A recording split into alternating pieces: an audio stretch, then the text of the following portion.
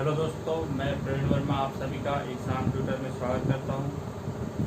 दोस्तों, हमारा जो टॉपिक चल रहा है वो जियोमेट्री है और जियोमेट्री में जो हम पढ़ रहे हैं वो क्या है, समानांतर चतुर्भुज पैरेललोग्राम।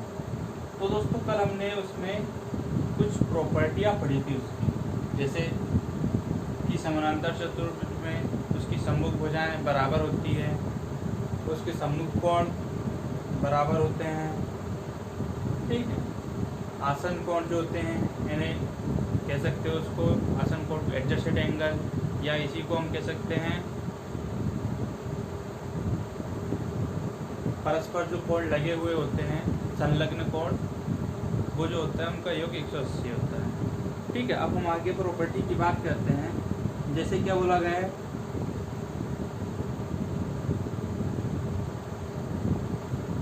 समानांतर चतुर्भुज में अगली प्रॉपर्टी हम देखते हैं दोस्तों, क्या है, क्या पढ़ रहे हैं,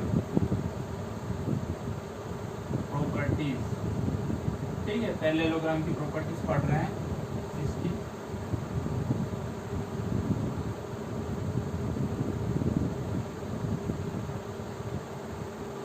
पैरेललोग्राम, तो प्रॉपर्टीज की बात कर लेते हैं। तो क्या बोलते हैं, जो समानांतर चतुर्भुज है उसमें जो संलग्न कोण के अर्धक जो होते हैं एक दूसरे को समकोण पर काटते हैं।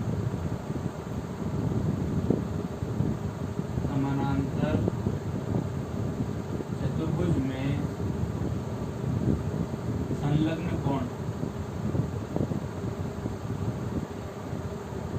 कोण को ही हम बोलते हैं एडजेसेंट एंगल के। अर्धक की बात कर रहे हैं, अर्धक मतलब कोण समद्विभाजक, इसी को हम क्या बोलते हैं, एंगल बाइसेक्टर, एक दूसरे को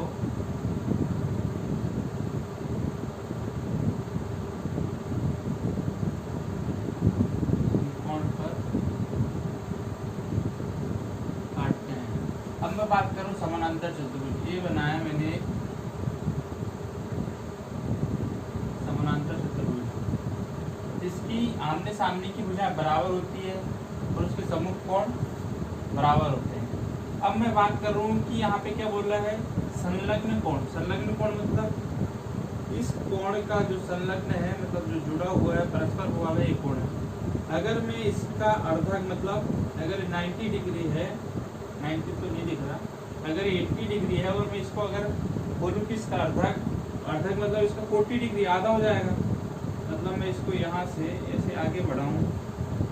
सेम इसी प्रकार इस कोण की बात कर लूँ और यहाँ बोला है कि ये 110 डिग्री है, तो इसका आधा मैं ले लूँ 55 डिग्री, तो इस कोण का अर्धक ये जाएगा, ठीक है। इन दोनों को जो अर्धक मतलब इसको मैं अगर थीटा बाय बोल दूँ, थीटा बाय 2 बोल दूँ, और इसको मैं अल्फा बाय 2 और अल्फा बाय 2, मतलब पूरा कोण अल्फा था, जब इसको काटा तो अल्फा बाय 2 ये हो गया ऊपर का और अल्फा बाय 2 नीचे का। सेम इस प्रकार पूरा कोण यहाँ पे थीटा था, A B C D, angle A पूरा थीटा था और एंगल ए का जो आधा हो गया थीटा बाय 2, एंगल बी का आधा थीटा बाय 2।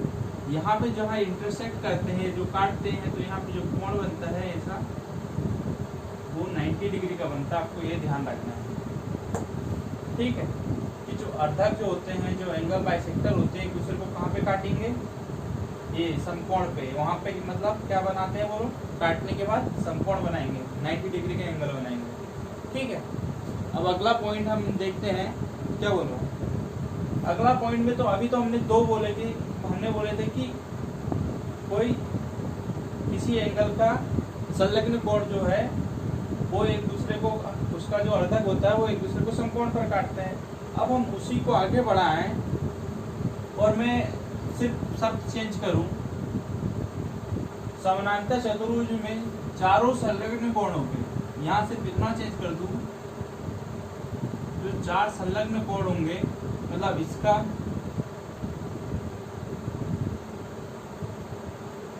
यहाँ का और यहाँ का, इसके चारों जो अर्धक होंगे, अगर मैं इसका अर्धक यहाँ निकाल दूं इसका अर्धक ऐसा जाएगा और इसका अर्धक ऐसे जाएगा। ठीक है, ये इसका एक अर्धक हो गया और इसका अर्धक हो गया, मतलब ये कोण भी तुम्हारा 90 बनेगा और ये वाला कोण भी 90 बनेगा। इसको मैं क्या नाम दे दूं, इसको E दे दूं, इसको F दे दूं, तो एंगल F की वैल्यू 90 आ जाएगी मेरे पास, एंगल E की वैल्यू भी 90 आ जाएगी। ठीक है, और यहाँ पे जो बनेगा, ये वाला जो बन रहा है यहाँ पे अर्धक जो कटेगा दोस्तों, ये जो बनेगा वो क्या बनेगा, आयत बनेगा। और मैं इसको नाम दे दूं EFGH, अगर ऐसे नाम दे दूं तो मैं क्या बोल दूं, EFGH जो इसके अंदर बना है वो आयत होगा और ABCD जो है समानांतर चतुर्भुज। अब क्वेश्चन पे देखो, ध्यान दो, किस प्रकार से पूछा जा सकता है। बोला जाए कि समानांतर चतुर्भुज में चारों संलग्न कोणों के अर्थात एक दूसरे को समकोण पर काटते हैं, तो उनके अंदर बनने वाला जो आकृति होगी वो क्या होगी, क्या वो एक समानांतर चतुर्भुज होगी, क्या एक वर्ग होगी, क्या आयत होगी, समलग्न चतुर्भुज क्या होगी। तो हमने हमारे जो क्वेश्चन था उसके अंदर जो आकृति बन रही है इस पे, वो यहाँ पे बनेगी आयत।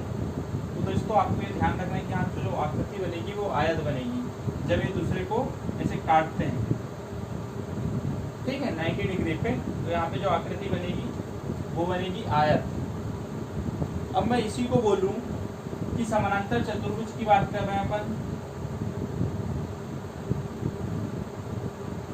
ठीक है, अगला जो हमारा है प्रॉपर्टी वो क्या है, अगली प्रॉपर्टी की बात करूं, समानांतर चतुर्भुज ABCD में क्या बोल रहा है, भुजाओं के मध्य बिंदुओं को मिलाने पर समानांतर चतुर्भुज ही मिलेगा। क्या बोला गया, समानांतर चतुर्भुज ABCD में भुजाओं के मध्य बिंदुओं को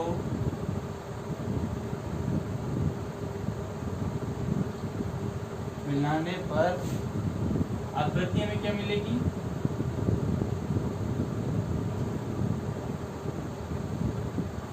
समानांतर चतुर्भुज भी मिलेगा। देखो अब हम क्या बात कर रहे हैं, हमने वो एक समानांतर चतुर्भुज बनाया, इस टाइप से समानांतर चतुर्भुज बन गया। दोस्तों हमने इसका यहाँ पॉइंट डिनोट कर दिए। अब हमने बोला है कि ABCD की जो भुजाएं हैं उनका मध्य बिंदु ले लिए, AB का मध्य बिंदु E, BC का F, DC का G और AD का H। अब मैं इन मध्य बिंदुओं को आपस में मिला दूं, ऐसे ऐसे ऐसे और ऐसे, तो यहाँ पे जो आकृति बन रही है मेरी, कौन सी आकृति, अगर ABCD जो है वो समानांतर चतुर्भुज है, तो इसके मध्य बिंदुओं को आपस में मिला दूं मैं, तो जो आकृति बनेगी मेरी EFGH, वो भी क्या होंगे, वो भी इस केस में समानांतर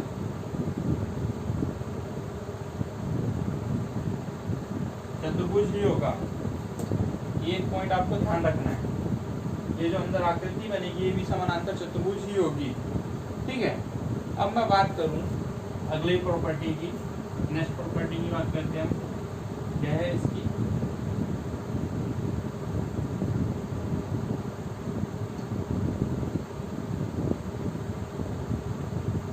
जैसे हम बात कर रहे हैं एक समानांतर चतुर्भुज है, आप नोट कर लीजिएगा, मैं बस बोल देता हूँ। देखिए, एक कोई समानांतर चतुर्भुज है इस टाइप से, एक समानांतर चतुर्भुज दिया है जिसकी भुजाएं हमको गिवन है A B B। अब A B B ऐसा क्यों लिखा हूँ, क्योंकि इसमें आमने सामने की भुजाएं बराबर होती है, ये आपको पता है। A B B C D, और मैं बोलता हूँ कि मेरे को एक एंगल गिवन है, मान लो मेरे को ये एंगल थीटा गिवन है। इस केस में मेरे को एरिया फाइंड करना है। तो एरिया क्या होता है? एरिया हमने पढ़े हैं, क्या होता है इसका एरिया होता है बेस इंटू हाइट। तो दोस्तों बेस इंटू हाइट हम बात कर रहे हैं, हमारे पास तो हाइट है नहीं है और हमको एंगल गिवन है। मान लो अगर मैं इस हाइट को यहाँ ले लूँ h, ठीक है, और मैं एक त्रिभुज निकाल दूं यहाँ पे, कौन सा बन जाएगा त्रिभुज? हाइट निकाल दूं, मतलब यहाँ परपेंडिकुलर होगी, तो ये क्या हो गया, यहाँ पे नाम दे दूं मैं इसका E, D और E, इसका H दे दूं, ये जो गया है इसका P दे दूं, तो यहाँ पे, और ये हमको थीटा निकालना है। तो यहाँ क्या हो गया दोस्तों, साइन थीटा की वैल्यू निकालते हैं। लंब कितना है यहाँ पे, परपेंडिकुलर बटे हाइपोटेन्यूज, क्या है, कर्ण। लंब है h और कर्ण है b, और हमको h निकालना है। h बराबर कितना हो गया, b इंटू साइन थीटा। इसी प्रकार डायरेक्ट एरिया हमारा यहाँ पे कैलकुलेट हो जाएगा। बेस कितना दिया दोस्तों इसका, a, बेस a है, हाइट कितना निकल गया यहाँ से, b into sine theta.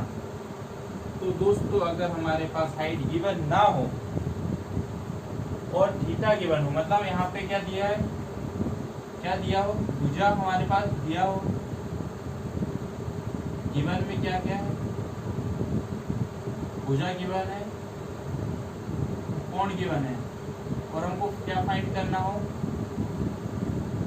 Area find करना हो, तो बस आपको ये याद रखना है।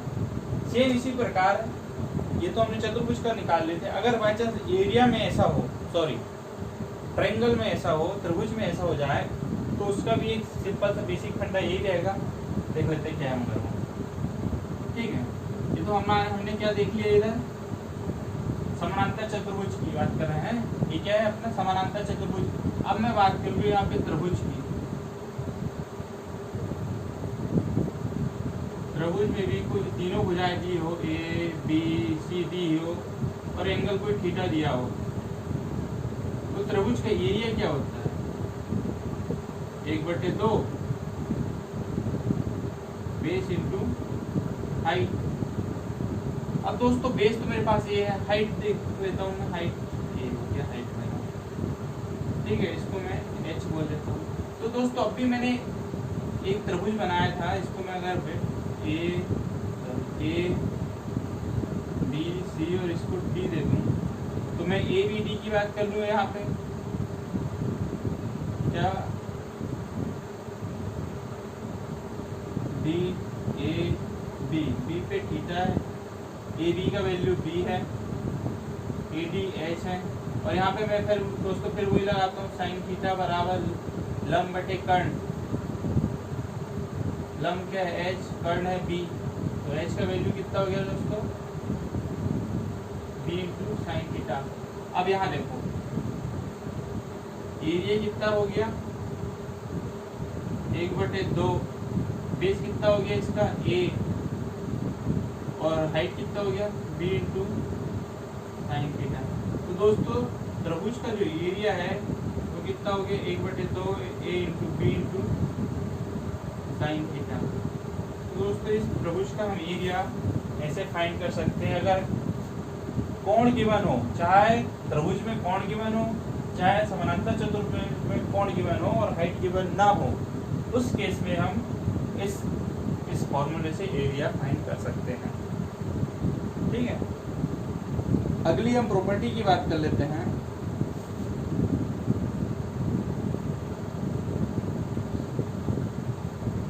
अगली प्रॉपर्टी क्या है,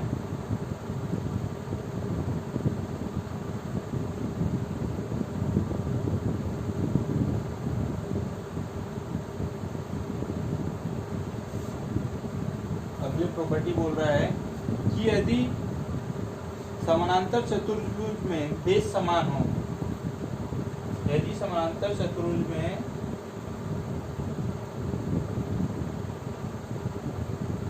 बेस समान हो। सिंपल सा कहने का मतलब ये है मेरा कि एक समानांतर चतुर्भुज बनाया, एक समानांतर चतुर्भुज मैंने यहाँ पे ड्रॉ किया, ठीक है। इसका बेस में ए इसको दे देता हूँ, A B C D base. अब मैं क्या करता हूँ, मेरा जो एंगल है उसको शिफ्ट करता हूँ। अगर मैं इसको मान लो इधर शिफ्ट कर दूँ और इसको भी थोड़ा इधर शिफ्ट कर दूँ, मतलब इस पॉइंट को सी डैश और इस पॉइंट को मैं बोल दूँ डी डैश, तो क्या कह सकता हूँ मैं, कह सकता हूँ कि ए बी समानांतर चतुर्भुज ए बी सी डी का जो एरिया होगा वो समानांतर चतुर्भुज A B C dash D dash के एरिया के इक्वल होगा। बस मेरा इतना ही कहना और कुछ नहीं। इन दोनों का बेस इक्वल है, आपने बस एंगल शिफ्ट किया, सी को सी डैश पे कर दिया, डी को डी डैश पे कर दिया, पर बेस वही है। तो इस केस में दोस्तों क्या होता है कि जो मेन समानांतर चतुर्भुज होता है उससे जो नया समानांतर चतुर्भुज बनेगा उन दोनों का एरिया इक्वल होगा, ये आपको ध्यान रखना है, ठीक है। आगे हम बात करते हैं अगली प्रॉपर्टी की। अगली प्रॉपर्टी में क्या बोला गया है, देखो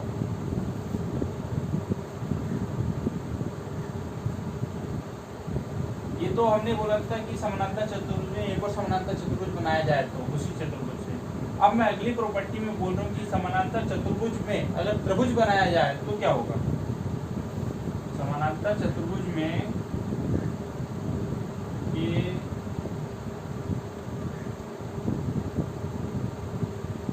ठीक है, अब मैं बोल रहा हूँ कि ये समानांतर चतुर्भुज बना है मेरा ए बी सी डी, ठीक है, ए बी सी डी। अब इस समानांतर चतुर्भुज में एक त्रिभुज का निर्माण करता हूँ। बेस तो मेरा ए बी है, ए बी बेस को लेकर मैं एक इस टाइप से त्रिभुज का निर्माण कर लेता हूँ। इस पॉइंट को मैं दे देता हूँ नाम ई, ठीक है, या इस पॉइंट को मैंने नाम दे दिया ई। तो दोस्तों इस पॉइंट को नाम दे दिया ई, तो मैं क्या बोलूँगा कि जो चतुर्भुज ए बी सी डी का जो एरिया होगा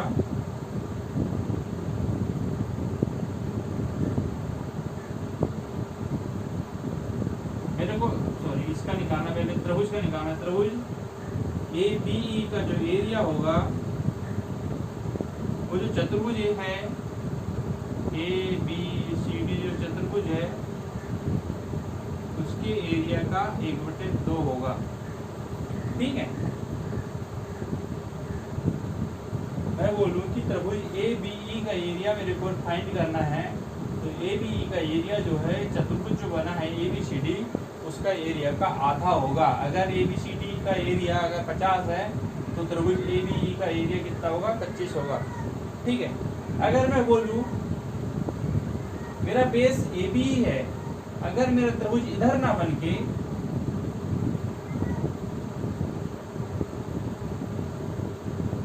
अगर मेरा त्रिभुज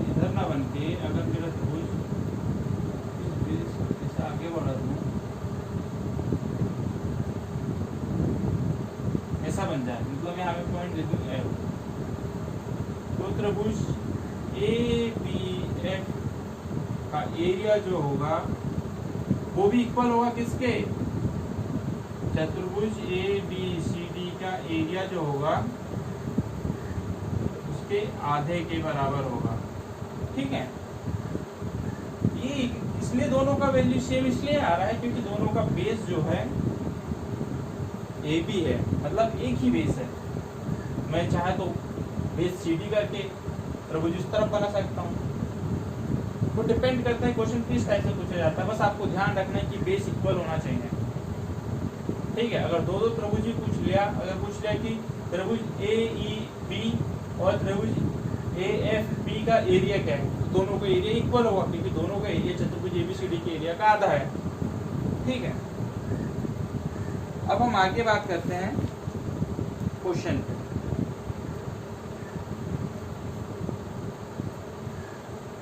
क्वेश्चन पे देते हैं हम ध्यान, क्या है क्वेश्चन। अब हम आ गए हैं क्वेश्चन पे। क्वेश्चन बोला गया है ABCD एक समानांतर चतुर्भुज है। क्या बोला गया है? ABCD एक समानांतर चतुर्भुज है जिसका विकर्ण AC 24 सेंटीमीटर, जिसका विकर्ण AC बराबर 24 सेंटीमीटर तथा बिंदु P और Q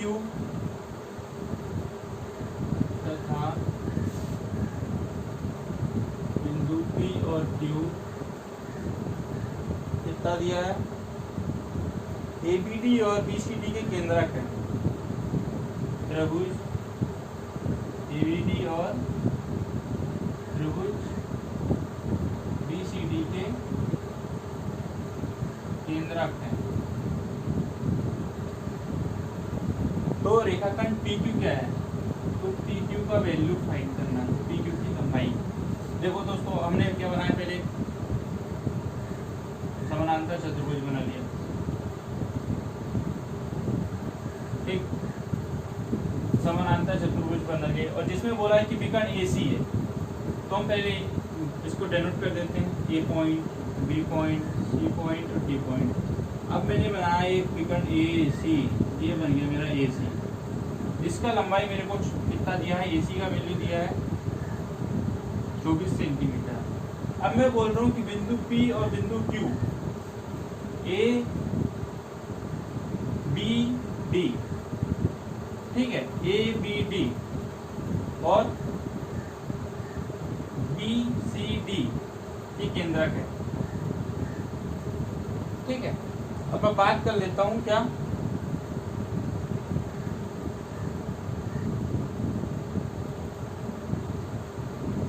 पहला बोल रहा हूँ ABB है ना, ABD मतलब मैं एक त्रिभुज यहाँ बनाता हूँ, ये बन गया मेरे एक त्रिभुज। अगर मैं इसको, मैं तो बस आपको ये बता रहा हूँ कि ये त्रिभुज है ABD, मैं इसको अच्छे से डार्क कर देता हूँ, ठीक है। ABD इस तरह का त्रिभुज हो गया ABD। मैं इसको अगर ऐसे कर दूँ तो आपको समझ में आएगा कि ये एक त्रिभुज है ABD। दूसरा त्रिभुज बोला है BCD, ठीक है। दूसरा त्रिभुज में इसको अगर इसे वर्टिकली कर दूं तो आपको ये त्रिभुज भी अच्छे से दिख जाएगा, दिख रहा है, ABD और BCD। अब मैं बोलता हूँ कि P और Q जो है ABD का केंद्रक है। ABD मैं इसको अगर तोड़ के इस टाइप से बना दूं, आपको सिर्फ समझाने के लिए और ना, ABD मतलब केंद्रक कहाँ आएगा? यहाँ पे।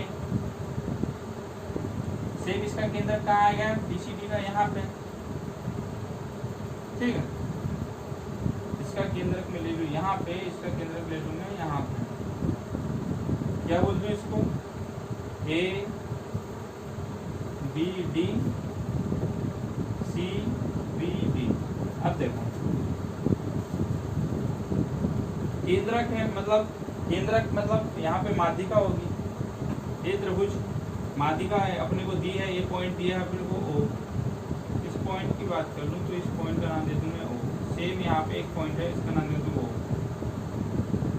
केंद्रक जो माध्यिका को 2:1 में डिवाइड करता है, 2:1, सेम 2:1। मतलब इसका वैल्यू AO का वैल्यू कितना है मेरे पास टोटल? 3x। ध्यान दीजिएगा, ठीक है।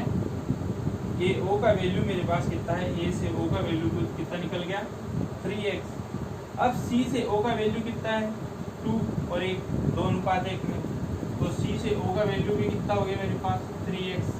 अब कुल A से C का वैल्यू कितना हो गया दोस्तों? ये तो इधर भी 3x और इधर भी 3x, तो टोटल वैल्यू कितना दिया है? ए से सी का वैल्यू कितना है मेरे पास 6x, कैसे निकल गया AO प्लस CO बराबर 3x plus 3x is equal to 6x। अब दोस्तों मेरे पास AC का वैल्यू क्या है 24 है और इधर AC का वैल्यू कितना निकल गया मेरा 6x, तो 6x बराबर 24, तो x बराबर निकल गया मेरा 24। अब दोस्तों जो बोला था कि बिंदु P मतलब जो केंद्रक है, यहाँ P है और सॉरी यहाँ Q, मैं थोड़ा यहाँ गड़बड़ कर दिया, ये P पॉइंट है और ये Q पॉइंट है, AP नहीं, ये तो वो सही है, हाँ कोई प्रॉब्लम नहीं है, ठीक है। मतलब जो ये वो ही रहेगा और ये वो पॉइंट रहेगा, मतलब इनका जो मध्य बिंदु है केंद्रक AP है और ये Q है। तो दोस्तों मैं बात कर रहा हूँ कि यहाँ से यहाँ तक की वैल्यू क्या होगी। मैंने क्या बोला हूँ, शीर्ष की ओर 2 और आधार की ओर 1। मैं पहले भी ये बता चुका हूँ कि जब केंद्रक माध्यिका को 2:1 में तोड़ता है तो शीर्ष की ओर 2 रहता है, माध्यिका की ओर 1 रहता है। सेम यहाँ शीर्ष की ओर 2, माध्यिका की ओर 1, मतलब कुल यहाँ से यहाँ तक का कितना वैल्यू हो गया दोस्तों 2 और x पे, ठीक है। तो टोटल वैल्यू कितना हो गया 2x, मतलब PQ बराबर 2 × 4 मतलब 8 सेंटीमीटर हमको PQ का वैल्यू हमको यहाँ फाइंड हो गया, ठीक है। आपको ये समझाने के लिए बताया हूँ कैसा कैसा, ये तो हम पहले भी ये बारे में डिस्कस कर चुके हैं, ठीक है। अब हम आगे अगले क्वेश्चन पे चलते हैं।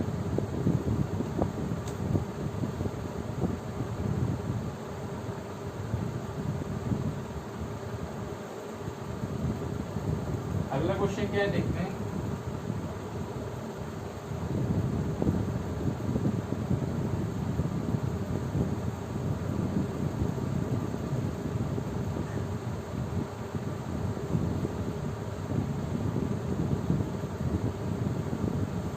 समानांतर चतुर्भुज PQRS में आसन्न भुजाएं 3 और 4 सेंटीमीटर है। क्वेश्चन क्या है,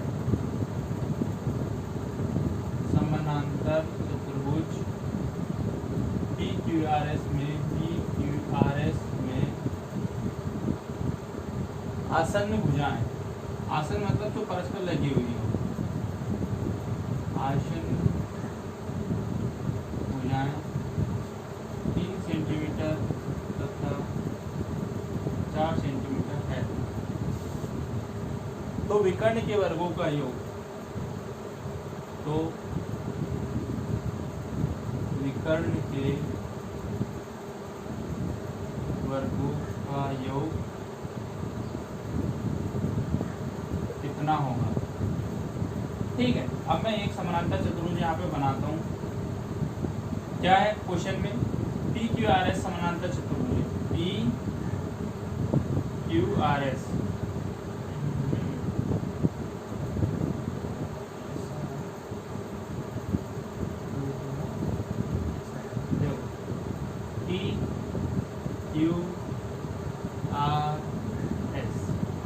अब मैं बोलूँ आसन्न भुजाएं जो एक दूसरे से लगी हुई है, अगर इसका वैल्यू मैं 3 दे दूं तो आसन्न भुजाएं इसकी 4 एक हो गई, इसकी आसन्न भुजाएं 4 हो गई, और इसकी आसन्न भुजाएं क्या है 3 है। और मैं दोस्तों पहले भी बता चुका हूँ कि समानांतर चतुर्भुज में जो आमने सामने की भुजाएं होती है वो बराबर होती है।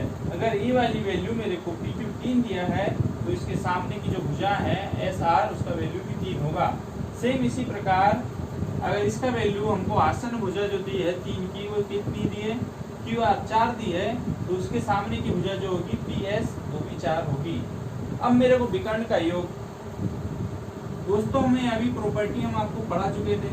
अगर मैं इसका नाम D1 दे दूं, विकर्ण का इसका D2 दे दूं, तो मैंने दोस्तों आपको पढ़ा चुका था कि D1 स्क्वायर प्लस D2 का स्क्वायर कितना होता है 2A square plus B square. ये मैं प्रॉपर्टी में आपको बता चुका हूँ पिछले लेक्चर में।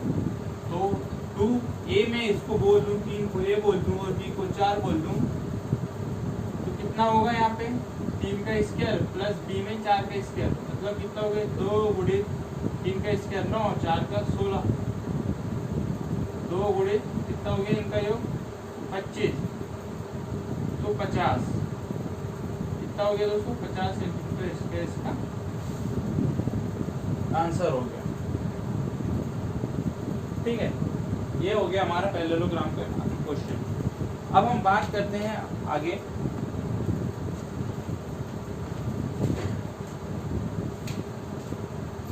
दोस्तों, आज हम इतना देखते हैं। ठीक है, आगे हम कल पढ़ेंगे इस पे जो क्वेश्चन बचे हैं 2-4 उसको कर लेंगे और फिर हम समलम चतुर्भुज चालू करेंगे। दोस्तों हमारे चैनल को सब्सक्राइब करना ना भूलें।